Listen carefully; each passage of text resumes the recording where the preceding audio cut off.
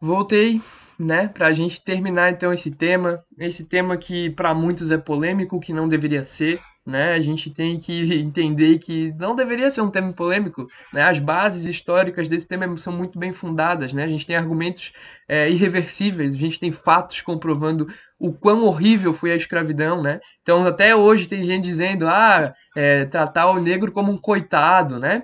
A gente não tá falando de, cara, a gente tá falando de escravizar um povo por 400 anos. E quando a gente acaba com essa barbárie, a gente não dá condições nenhuma dele voltar para a sociedade com condições básicas de sobrevivência. É disso que a gente tá falando, a gente tá falando de responsabilidade histórica. O negro é um coitado, não é questão de ser coitado ou não, é questão de legado histórico, tá? Então, vamos pensar bem quando a gente for tratar esse tema de escravidão, esse tema de racismo, toda essa situação, tá? E aqui eu trouxe mais argumentos para mostrar como o quão horrível foi a escravidão na época do Brasil colônia. Vamos lá, vamos continuar então. Se já não bastasse você ser uma propriedade, ter que fazer o que o seu senhor de engenho quisesse que você fizesse, né?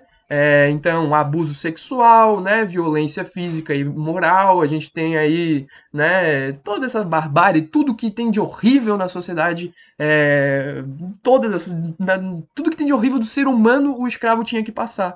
Além disso, ele também tinha que ficar trancado num navio por 3 meses até chegar ao Brasil, os famosos navios negreiros, né, ou tumbeiros, né? Por que que eles têm esse nome tumbeiro? Porque só 50% das pessoas que frequentavam esses navios voltavam a pisar em terra. 50% dos negros que entravam nesse navio morriam, né? Por que que morriam? Porque eles eram presos por, né, argolas e grilhões, os pés presos, então eles ficavam 3 meses sem se levantar, eles tinham que ficar sentados ou deitados. Aqui, olha só, tu acha que eu tô mentindo? Olha aqui um esquema português do que era um tumbeiro. Tudo deitado aqui, ó, pessoas todas aglomeradas, eles tinham que fazer suas necessidades básicas. Necessidade básica, vamos falar o português coloquial? Eles tinham que fazer cocô e xixi, tudo ali deitado um do lado do outro, aquelas fezes com bicho, com pulga, né, e comia, tinha que comer ali no chão mesmo. Então, onde tu fazia suas necessidades básicas, né, cocô e xixi, era o mesmo lugar onde tu comia. Então, a infecção alimentar era muito comum. Todas essas situações faziam que só 50% das pessoas conseguissem sobreviver a esse morticínio que era o tráfico negreiro. Aliás, tráfico não, né? Não era tráfico ainda, porque era permitido, era uma política institucional, né? Então a gente vai ter sim comércio de escravos. E isso é uma prática da nossa coroa portuguesa. Não era tráfico. Tráfico vai ser só quando ele vai ser proibido, né? Tráfico vai ser só lá no século XIX. A gente ainda está no século XVI, no século XVII, né? E a gente está vendo ainda comércio, né, de negros. E isso é uma prática muito bem fundamentada pela Igreja Católica, né? Porque o negro é amaldiçoado e é uma prática legal, né? Legal, eu digo, no ponto de vista jurídico, né? É uma prática que é permitida e muito mais, ela é incentivada pela coroa portuguesa, tá? E aí eu trouxe para vocês, né, o que são os grilhões, né? Olha só essas correntes, né, que prendiam uma pessoa a outra, prendiam uma pessoa sei lá, um poste, e a gente vai ter aí tipos de grilhões, porque além de, né, promover métodos de torturar e escravizar uma pessoa, a gente ainda tem que, né, diversificar esses métodos, né? Então vai ter a manilha, que vai ser para prender as mãos de uma pessoa, ou às vezes até a mão de uma pessoa à mão de outra, né? A gente vai ter o libambo, que é esse aqui que prende a cabeça de uma pessoa, às vezes, olha só, prendendo a cabeça de uma pessoa à cabeça de outra, né? Para os escravos não poderem fugir, né? Mas vocês não pensam que o escravo ele aceitava isso de boa, né? Não, isso é uma visão muito preconceituosa da história. O escravo ele resistia, ele tentava fugir dessa situação. O escravo ele era obrigado a fazer coisas que ele não queria, né? Ele era obrigado a se suicidar muitas vezes. Ele preferia se suicidar do que viver assim. Olha isso, gente, né? Não ter liberdade sobre suas escolhas, não poder fazer nada do que você quer. Muitas vezes eles separavam famílias. Então lá na África, né, a gente vai ter famílias sendo separadas, jovens sendo levados para outros continentes sem nunca mais poder ver a sua própria família, pessoas que você amava, você nunca mais vai poder ver elas, porque agora você é propriedade de um branco que está dizendo que você tem que fazer o que ele quer, e é isso, né? E você nunca mais vai poder ver as pessoas que você ama. Então é óbvio que eles vão se suicidar. Para que eu vou querer viver assim, né? vou acabar com o meu sofrimento de uma vez. Eles vão acabar fazendo abortos e infanticídios, né? Vou matar meus filhos para que eles não precisem viver com essa situação que eu vivo. Olha que coisa triste, gente, né? Eles eram obrigados a tomar medidas extremas para evitar que mais pessoas pudessem viver essa situação. Então a gente vai ter sim mães assassinando, né, seus filhos, a gente vai ter sim mães matando seus filhos para que eles não venham se tornar escravos e não venham ter essa vida de barbárie, essa vida de imundícia que eles tinham, certo? A gente vai ter, é claro, coisas menos extremas, né, como rebeliões, a gente vai ter fugas para quilombos. Aqui eu quero salientar o ponto do quilombo. Muita gente diz, que essa comunidade quilombola é um bando de vagabundo.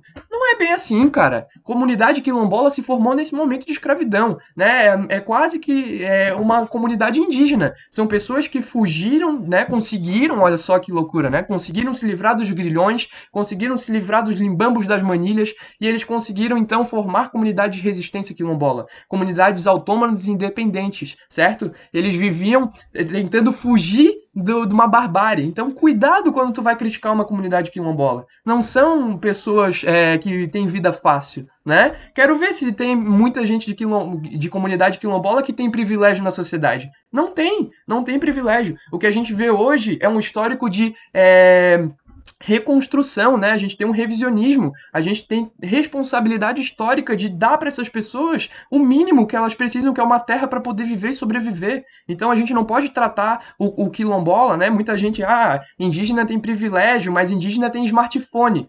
Cara, isso são argumentos de uma natureza tão pequena, sabe? Quer dizer que o indígena não tem, então, a liberdade de poder evoluir as suas tecnologias? É isso que tu tá querendo dizer? Só porque ele tem a sua própria terra, né? Tem sua terra à parte, ele não tem a possibilidade de evoluir suas tecnologias? Então a gente tem que rever muitos desses conceitos, certo? Os quilombos hoje, eles são sim uma responsabilidade histórica do nosso país perante a escravidão. Eles são muito importantes para a construção social e para a afirmação étnica do nosso país. Tá certo? E para terminar, vou refutar mais um argumento contra a escravidão, que é basicamente foi isso que eu me propus a fazer nessa aula, que é, mas alguns negros, eles aceitavam a escravidão e os negros incentivavam a própria escravidão.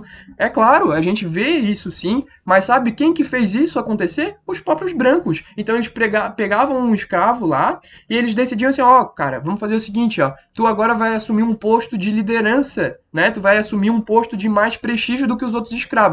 Mas para isso, tu tem que se rebelar contra eles. Então a gente tem mais uma vez o português tornando um povo contra si mesmo. Ele fez isso com os indígenas, fez isso com as tribos africanas e está fazendo isso com os negros aqui no Brasil, né? Os escravos aqui no Brasil. Então a gente vai ter essa liberdade ilusória, né? Eles davam liberdade para alguns para escravizar toda a massa de escravos, né? Então a gente tem, sei lá, 10, né, de um número de 1.000 escravos, né, de uma porção menor. É claro que foram escravizados muito mais pessoas, tá? Muito mais escravos foram escravizados ao longo desse período histórico do Brasil, mas eles pegavam uma quantidade pequena de pessoas para dar liberdade para elas e então fazer com que a escravidão se tornasse algo natural dentre essas pessoas, né? Então essas pessoas ganhavam um pouco de liberdade e sua mentalidade mudava totalmente, porque eles acabaram de ganhar prestígios que eles não tinham antes, certo? Então não é que o escravo ele aceitava a escravidão, ele era forçado a aceitar, né? Porque se ele não aceitasse, se ele não se voltasse contra os outros escravos, ele não tinha o mínimo, né? Porque essa pessoa que recebia essa proposta, né, de ter um pouquinho de liberdade, de ter um pouquinho a mais, né, de ter esse prestígio dentre os outros escravos, essa pessoa, se ela não aceitasse isso, ela era muito mais castigada, né? Porque agora tu tá negando uma oportunidade única que os portugueses estão te dando. Então a gente está falando aqui de uma construção de pensamento social, né, que ela subverte totalmente a situação lógica da parada, né? Então, não é questão de o escravo aceitar, de o escravo ele aceitar essa situação de escravidão, não. É o próprio português que colocou isso na cabeça do escravo para poder controlar toda essa massa de negros, né? Então, são situações terríveis, são situações horríveis, argumentos que há muito refutados pela comunidade científica, porque a história é ciência, né? Há muito, né? Nossa, são argumentos horríveis, né? Argumentos que não têm nenhum fundamento e ainda insistem em utilizá-los. Então isso aqui é uma aula de consciência social, uma aula de, pô, isso aqui é o principal que a gente tem que ter nas nossas vidas, né? É consciência histórica da bagaça. Então peço desculpas pelo tom, peço desculpas pela, né, pelo choque de realidade, mas eu sinto que é meu dever, né, passando essa matéria. Eu acho que qualquer pessoa no mundo que for passar essa matéria, né, independente do país que esteja, independente da classe social, independente da etnia, qualquer pessoa no mundo que se preste a falar sobre esse assunto, né, que se preste a explicar esse assunto para outras pessoas, deve ter o mínimo de responsabilidade social histórica. E por isso que eu falei essa aula nesse tom, por isso que eu não fiz piada, por isso que eu não fiz brincadeira. Peço desculpas se isso te incomodou, né, mas é o que eu acredito. Eu acredito que escravidão é um assunto tão, mas tão sério que não deva se fazer brincadeira com ela. Tá certo? Beijão para vocês, bons estudos, boa reflexão aí e vamos pensar, né, mais um pouquinho nisso e vamos entender o que realmente aconteceu. Valeu, te vejo numa próxima aula.